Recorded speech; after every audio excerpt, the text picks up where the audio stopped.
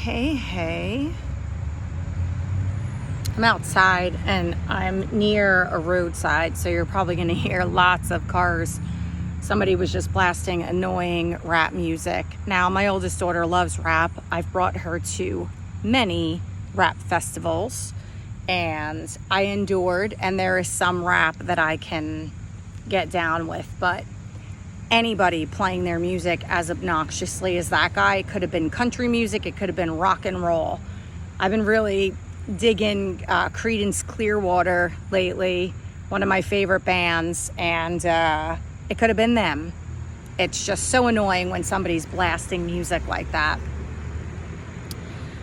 You know, this guy, he posted something on Facebook, and he's a single guy, and he was saying something about how the politics is making dating even harder. And this is an interesting topic. And this might not be a connection that other people would make when it comes to this topic. I absolutely hate getting into politics because it is so volatile and it is so heated, and I just don't have the time and energy for it 90% of the time. It's important, but it's also annoying. So I know which way this guy swings, politically speaking. And I've heard from women who have dated him that they partially think why he's still single is because he is so politically passionate, which I don't think is a horrible thing. But I think when there's no wiggle room and no middle ground, or that's all you're talking about, and that's such a priority for you, I feel like he's someone that should just go shut up and run for office. Like, stop talking, stop giving your opinions, stop complaining about the system, and then go be a game changer and fix it. That would be the best fit for him. And then he would probably meet a woman in alignment who's very hopped up on political culture. But the connections that I make to this, and I think where it fits into dating, is that, especially being a woman, we need to feel safe. That is, I've said this before, that's the number one priority for women. Men really don't have to worry about safety. It's not something that they worry about. It's not something that they think about. They just don't. But for women, safety is a huge deal. And I would say that ties into politics, because there is a overwhelming feeling of freedoms being diminished and people feeling unsafe in today's world. So I would definitely need to be in alignment with somebody who more or less shares my political views, because I don't think I would feel safe otherwise. And then you can decide which way you think I lean. I don't want to get into it. I will say that I'm declared independent. I don't think the Republicans or the Democrats are both inherently right or wrong. I can see some of the pros and cons in both parties. I think we need to get away from a two-party system. I think we're seeing evidence of that now. I think people like me who've been not very invested in that culture, because I kind of always saw through the veil that this is a lot of bullshit and talking heads, and everyone thinks the president has all of this power that they really don't have. And there are a lot of people behind the scenes that I would say are running the show way more than the president of the United States is. So, I think the most attractive people out there are the independent thinkers and the critical thinkers and the people who see through what's really happening right now. I think it's very difficult to date outside of your party if you are very hopped up on the parties. So if you're ultra left or ultra right, you can't possibly date somebody outside of that. And for me, and where I lean and my ideas and thoughts about things, I would feel unsafe dating a man who was not in alignment with some of my thoughts and ideas about things. So without saying too much, because it doesn't really matter where I lean, right? I mean, again, there's pros and cons to the ideologies backing the Republican Party and the Democratic Party. I will say that in all of my research and listening to experts talk, capitalism has morphed into something that was not its original intentionality. So I don't think capitalism is the enemy in terms of, money, finances, and economics. Clearly, our country is hurting financially, and people in power currently are doing nothing to help that.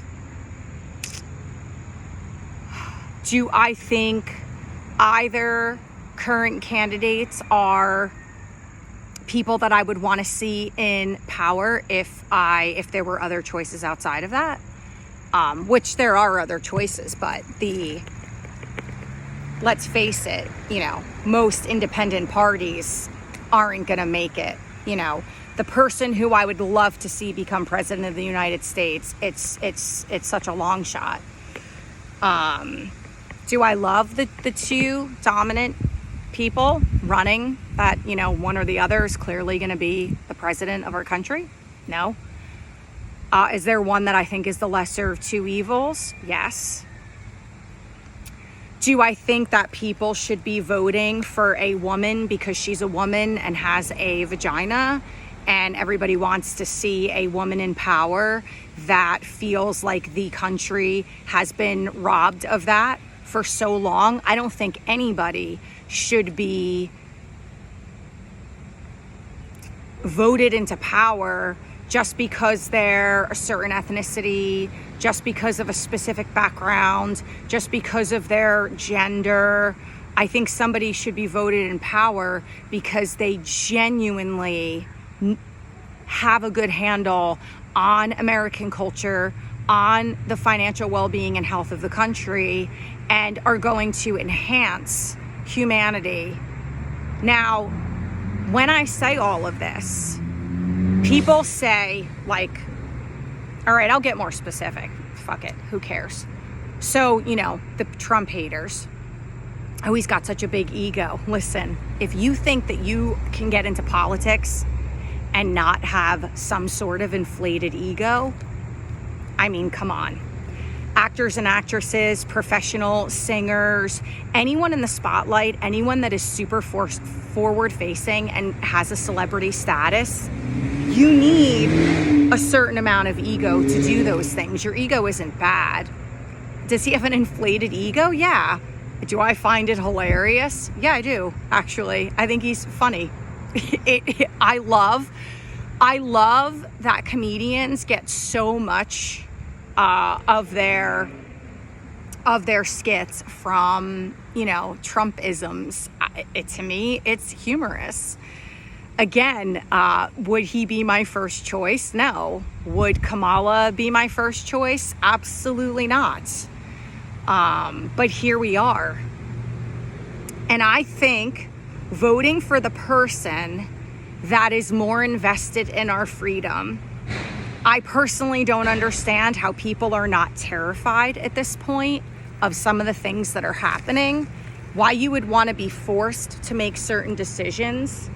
We have seen huge increases in homelessness because people can't afford housing. And we have seen huge increases in the mental health crisis, and we know how much our financials impact all of that. We've seen people get really sick during a pandemic that was more fixable than we were led to believe. We saw people dying from certain protocols being done, and then they continue to be done. We saw people reacting to certain things being injected into their body and continue to insist that this was a good idea. You know, a lot of people crave a parentified government, and I don't understand that. These people that want a cradle to grave mommy and daddy telling us what to do and what's best for us is so the antithesis of being an American. We live in this country for our freedoms. We live in this country to be able to speak our mind. We live in this country to be able to live our life according to our values and principles. So to me, it's easy. The person who is going to uphold that the most is going to be the person that I would vote for, even if I'm not in alignment with all of what they stand for. And I want to feel safe. I want to go to bed at night and feel like this person has my back. And I think a lot of us are feeling really restless and uncomfortable with a lot of the political things that have been going on as of late. It's a shame that politics is playing such an enormous role in society right now and in the dating world. You know, you used to just vote for who you voted for and go to bed. You really didn't discuss it. It wasn't so publicized. People didn't want to know. They didn't need to know. It's very interesting that we're here, but it is one more thing we need to take into consideration while we're vetting potential future partners. And again, I really do believe it comes down to how safe you feel with the person in power. I don't see at this point how anybody could date someone outside of their strategy and their political affiliates. But again, I am so middle ground, and I can see the genius in both sides. I think there are some well-intentioned ideologies from both ends, but I think we're being asked to move away from this two-party system. I think that there are mavericks and that there are innovators and pioneers who are ready to step up to the plate. I just don't think that Americans are. And that makes me really sad, because I think there are a lot of good, viable candidates that are a better fit, that we are not going to see. They just don't stand a chance because of how the system is set up. But I just wanted to touch base on that because I'm sure that you'll agree with me. I'm sure some of you have much stronger convictions about this than I do. For me, it's more about my health and wellness and my medical autonomy and freedom. I'm also not against guns. I don't ever hide this. I'm the daughter of a police officer. I grew up with guns in my home. 4 kids, and our home was the party home. My brothers and sisters had parties with 150 kids in the house, high schoolers and college age. We had the biggest parties in the friggin' town. Everybody knew about our parties. Mind you, I was like 5 years old at the time. My brothers and sisters were much older than me. And they were nuts because the drinking age was 18 and acid and LSD was hopping at that time. They were flower children born in the 60s. So it was a different time back then. And all these kids knew we had guns in the home. They all knew. Why were none of us shooting each other up? Why were none of us using guns inappropriately? Why were none of us acting like absolute anarchists? There were no video games. There was no exposure to information, constant information. Kids weren't 5 years old being able to access online information and seeing wars and porn and rape and violence and murders and bludgeoning. It was just completely different. There was higher morals and values. Character and integrity and morals and values, I think, were more nurtured. I think kids were more innocent and protected, and it was just a different world and a different time. So there are things that I feel strongly about that we need to maintain our freedoms in. And yeah, it's definitely something else to consider when you're single and you're looking for a potential partner. Let me know your thoughts on that. Have a great day. Love you.